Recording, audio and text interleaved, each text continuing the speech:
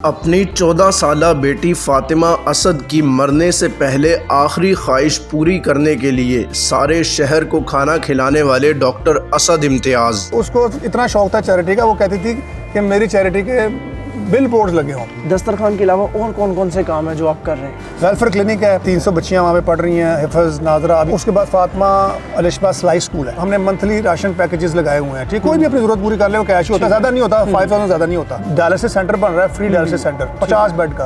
Fatima Asad welfare ने उसके लिए 4 मशीनें 16-16 लाख की रेज करके दी। अच्छा, अस्सलाम वालेकुम। वालेकुम अस्सलाम, कैसे हैं आप? ठीक ठाक? अल्लाह का करम। डॉक्टर साहब, सबसे पहले तो अभी आपने मुझे ऑफ द रिकॉर्ड जो एक कहानी बताई इस फाउंडेशन के हवाले से, मैं चाहूँगा नाजरीन को भी वो, मैं अगर उससे दर्दनाक कहानी कहूँ तो गलत नहीं होगा, वो बताएं कि इस फाउंडेशन का आगाज़ किस तरह आपने किया, संगे बुनियाद कैसे रखा? देखें, जैसे आपने कहा कि आप दर्दनाक कहानी कहेंगे तो ये गलत ही होगा। मतलब ऑनेस्टली स्पीकिंग कि आई पर्सनली फील कि अगर अल्लाह ताला आपको ये तौफीक दे कि your sufferings are your callings and you need to pay attention to it, यानी जो जितना भी इस दुनिया में जो कुछ भी हो रहा है, एवरीथिंग इज़ ए टेस्ट।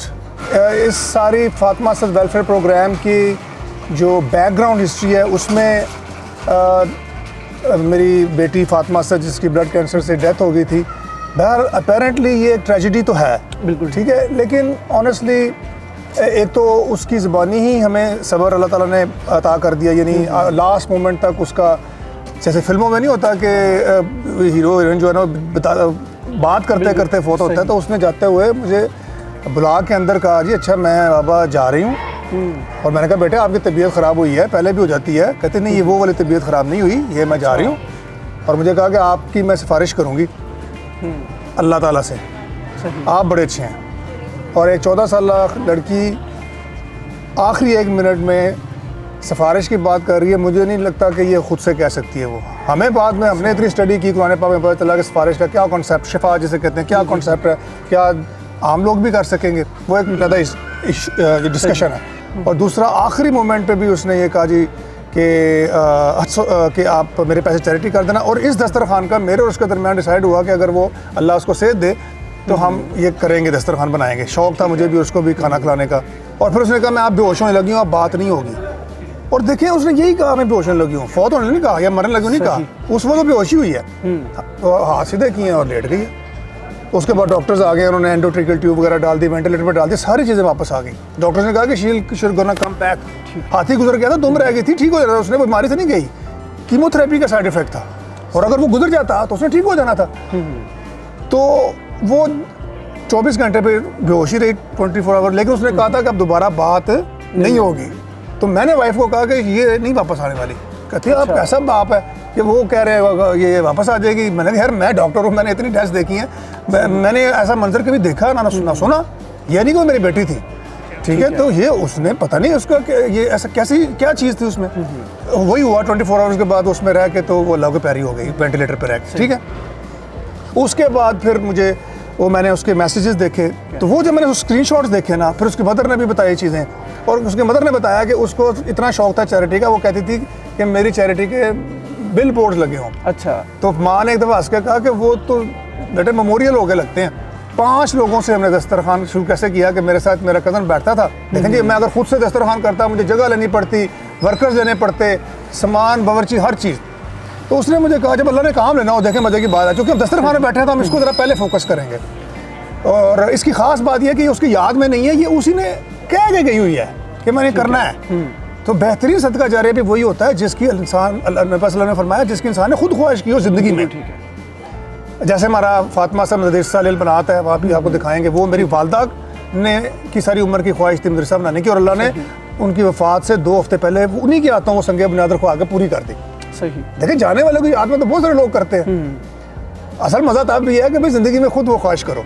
अच्छा, क्या हुआ कि वो मेरा दोस्त था उमर, मेरा कज़न था उमर बाडो से, मुझे कहा असद भाई वो नमानिया रोड है, यहाँ पे हमारे मज़दूरों की जगह बहुत ज़्यादा, वो 5000 मज़दूर है वहाँ पे, ये वाशिंग मशीनें बन रही हैं, खराता काम, तो मेरे 5 मज़दूरों पे ना कर्ज़ है, तो वो आप उनको ना खाना खिला सकते हैं। मैं तो कभी कभी सोचता हूँ यार कैसे अल्लाह ताला ने अपॉर्चुनिटी फेंकी, वो बड़ा अल्लाह का ख़ास बंदा है।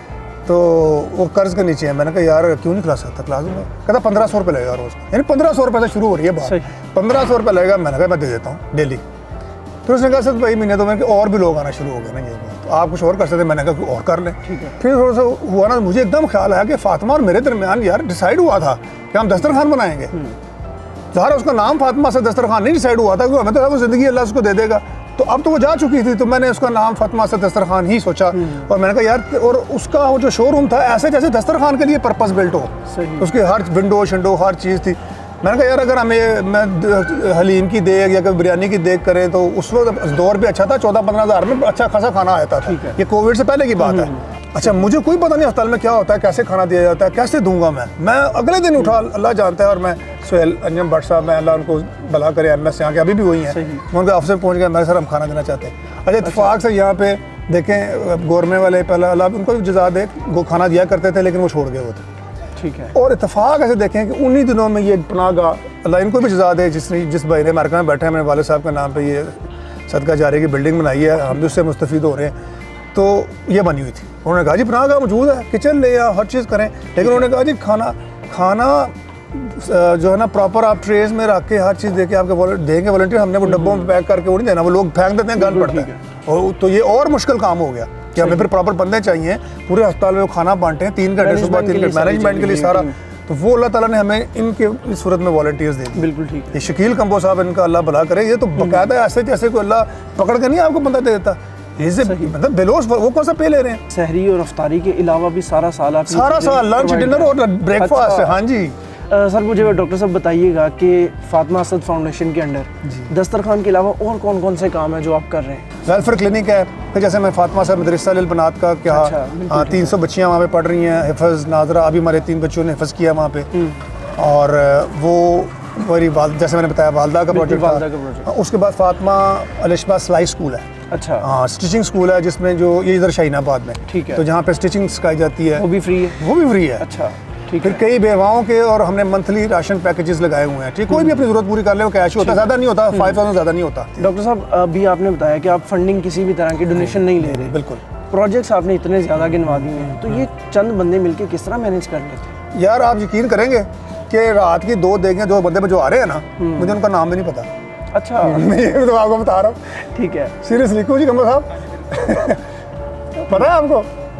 यार मतलब ये लोग ऐसे हैं भाई, लोगों में ऐसा वो है, क्या करना चाहिए, क्या जज्बा है कि वो they don't want to you know कि वो सामने वो कहते हैं वो ट्रस्ट वर्दी बंदा चाहिए। ठीक है जी। तो वो इसी तरीके से ये 4 बंदों का कार्य इनके ज़िम्मे है जी। अच्छा। 4 बंदों का इनके ज़िम्मे है जी। ठीक है ना, तो वो इस तरह सिलसिला एक चलता रहता है। समझ मेरी बात? अगर मजीद लोग भी आपके साथ अटैच होना चाहें तो ये देखें, ये जो बिल्कुल ये आपके जो रिकॉर्डिंग हो रही है, ये सारा चीज़ है ही इस सिलसिले की मोटिवेशन कि अपने अपने विसिनिटी में भी करें और ओवर एंड अबव आप यकीन करें, हालांकि हम खुद फंड्स के वाले से अक्सर स्क्वीज रहते हैं, लेकिन अल्हम्दुलिल्लाह हम दूसरी जो ऑर्गेनाइजेशंस हैं, इधर डायलिसिस सेंटर बन रहा है, फ्री डायलिसिस सेंटर 50 बेड का। फातिमा असद वेलफेयर ने उसके लिए 4 मशीनें 16-16 लाख की रेज करके दी। अच्छा। हाँ जी, हमने अपने लिए कभी भी नहीं की। डॉक्टर साहब, ये तो हो गया जो फातिमा जो प्रोग्राम था, एक फातिमा असद वेलफेयर प्रोग्राम, उसके अंडर जो काम हो रहे हैं। मैं चाहूँगा फातिमा जो आपकी बेटी थी, उनकी ज़ाती ज़िंदगी के हवाले पर भी थोड़ी सी बात करें।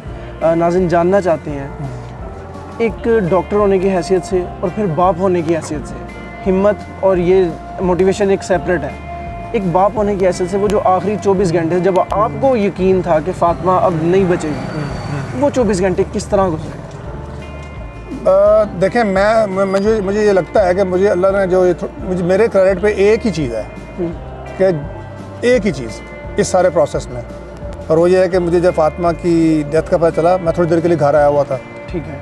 तो बताया गया कि फातिमा की तबीयत ख़राब हो गई, एंड आई न्यू कि ये मुझे ज़ाहिर इसलिए बताया कि मैं घर आया हूँ और शी इज़ नो मोर। तो अल्लाह ने मुझे तौफीक दी कि मैंने बाकायदा वज़ू करके 2 नफल शुक्राने के पढ़े हैं। अच्छा। जी। आपने दर्दनाक से बात शुरू की थी, मैं से बता दूँ, ये मेरा पैगाम है उन लोगों के लिए, उन पेरेंट्स के लिए जो इस आजमाइश से गुजरे हैं या गुजर रहे हैं, कि बराए मेहरबानी वो अपने प्यारों को अल्लाह के हवाले कर दें। हम भी उधर जाने वाले हैं। तो मैंने 2 नफल शुक्राने के पढ़े और मैंने क्या दुआ मांगी। अल्लाह ताला कुरान पाक में फरमाते हैं, पढ़ लें, कोई भी रेफरेंस भी मौजूद है, कि जब तुम फंसते हो हाजत में, किसी तकलीफ में, तो तुम लंबी लंबी दुआएं करते हो कि अल्लाह मनो चो कट रहा है जो भी। बिल्कुल। या नाम जो भी है, यानी कि और जब ज़हर है मैं तुम्हें निकाल देता हूँ या दूसरी सूरत में आपका मतलब निकल जाता है तो आप मुझे भूल जाते हैं। तो मैंने कहा या अल्लाह तू ना मेरा नाम उनमें ना लिखी, सही, क्योंकि नबी पाक सल्लल्लाहु अलैहि वसल्लम का फरमान है कि सब्र की इंतहा गम की शुरू में होती है, बाद में तो यार सबको सब्र आ जाता है, बिल्कुल ऐसे। बादल ना ख्वास्ता, तो अल्लाह ने वो तौफीक दी, तो उसकी वजह से जो ना वो मेरे ज़िम्मे तो यही था। तो बाद में वैसे मैं उसके बाद बहुत सारी चेंजेस हुई। अभी मैं कहूँ मैं को खुद को बरगज़ीदा साबित करने की कोशिश नहीं कर रहा, मैं ये कह रहा हूँ कि ये अल्लाह ताला ने ये आप इन्हें ईमान ताज़ा करने वाली या ईमान अफरोज़ बातें कह सकते हैं जो कि दूसरों के ईमान को भी ताज़ा कर सकती हैं। अगर मेरे साथ ऐसा हुआ है कि मैं प्रमोट करूँ यार लोगों में पॉजिटिवनेस, तो मैं वैसे उसके बाद मैं डिप्रेशन में चला गया था, सही, मेरा प्याला खाली हो गया था और डिप्रेशन में नौज़ बिल्ला मेरा तो ईमान शकी हो गया था। वो तो यकीन माने कि मुझे एक यानी शैतान ने मुझे ये वसवसा डाल दिया कि तेरी गलती है, तू उसको बाहर ले जाता तो शायद बच जाती। पढ़ो बैठ के, कितने बच जाते हैं। मैं पढ़ना शुरू हो गया, पढ़ते पढ़ते नाम है मुझे हालांकि कुतुब था, अब वो चली गई थी, तो मुझे रोना आ गया और मैंने कहा या अल्लाह मेरी बस हो गई है। यानी मैंने ऑल ओवर अगेन जैसे खुदा की तलाश नहीं करता कोई बंदा, बिल्कुल ठीक, मैं इस तरह से बुक्स ले आया तक मैंने बाइबल पढ़ी मैं और बैनुल मज़ाहिब और चीज़ें, कुरान मजीद पढ़ना शुरू किया। कुरान मजीद पढ़ना शुरू किया, गुज़श्ता 35 साल से कुरान पाक पढ़ा ही नहीं हुआ था। अच्छा भाई 5वीं तक नाजरा पड़ा हुआ था, पता ही नहीं मेरा परवरदिगार ने हमसे क्या बात की है। यानी मेरे दिल में अब ये आ गया ना कि मेरी अम्मी और बेटी फोत हो गए हैं, डिड दे जस्ट वैनिश, क्या मेरी उससे दोबारा मुलाकात होनी है? सही। और अगर होनी है तो कौन ये वादा दे रहा है? डॉक्टर साहब बाकी बच्चे भी हैं आपके जी, फातिमा की झलक नजर आती है? नहीं, फातिमा वन एंड ओनली। अच्छा। हाँ, यानी कि वो आपने पूछा उसके पर्सनल लाइफ के बारे में, शी वाज सो ब्रिलियंट कि जिस दिन उसका कैंसर डायग्नोज हुआ है सो उससे 2 दिन पहले वो 5 मेडल्स लेके आई थी। अच्छा। हाँ, वो शी वाज एक्सीलेंट पेंटर, उसकी पेंटिंग्स इतनी ज़बरदस्त है, मैं आपको भेजूंगा पिक्चर्स, ठीक है जी। और उस मैं कहता था तुम फातिमा तुम कूड़े में हाथ डाल के तो चीज़ें तख्लीक कर लेती है, इतनी ज़बरदस्त। और she was sports woman, javelin throw में उसने मेडल लिया उस दिन। अच्छा। बड़े लोग पूछते हैं डॉक्टर साहब आपको पता नहीं चला उसको क्या कैंसर का जल्दी? मैं यार बहुत जल्दी पता चल गया था, पर उस दिन तो वो जैवलिन थ्रो में जीत के आई है मेडल। नाज़रीन, डॉक्टर असद इम्तियाज़ की जो कहानी है वो आप तक पहुंचाई है, उनकी बेटी के साथ जो हुआ और उसके बाद जो इनकी लाइफ में टर्निंग पॉइंट आया, वो तमाम बातें तफसील के साथ आप तक पहुंचाई हैं। आप इनके बारे में, इनके इस इनिशिएटिव के बारे में, इनकी बेटी के हवाले से जो भी अपने नेक ख्वाहिशात रखें कमेंट सेक्शन में लाजमी बताइएगा। पाकिस्तान जिंदाबाद।